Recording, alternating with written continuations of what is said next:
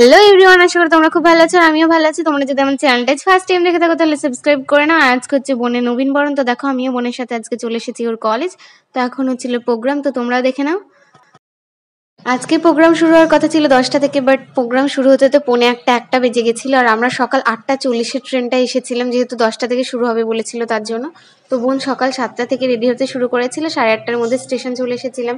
তো দেখো আজকে নবীনবরণে একটা করে পেন, একটা করে গোলাপ দিয়েছিল। আর নবীনবরণের জন্য কলেজ থেকে 150 টাকা করে নিয়েছিল।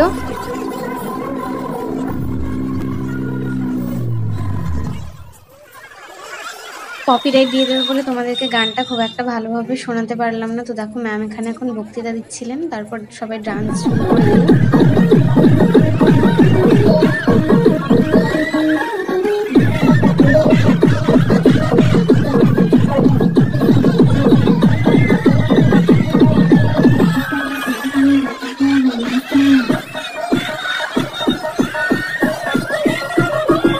আর জানো এত তাড়াহুড়ো করে এসেছি, 8:40 ট্রেন ছিল, তোমাদের তো বললাম। দেখো আজকে সবাই এত সেজে এসেছে, আর আমি আজকে কানেরটাও পরে আসতে ভুলে গেছিলাম।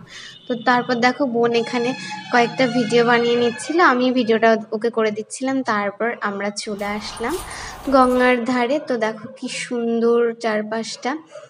আর এখন যেহেতু ঠান্ডা পড়ছে, যেহেতু কুয়াশা কুয়াশা ভাব আছে চারিদিকে। তো দেখো এখানে বোনের ফুল লুক।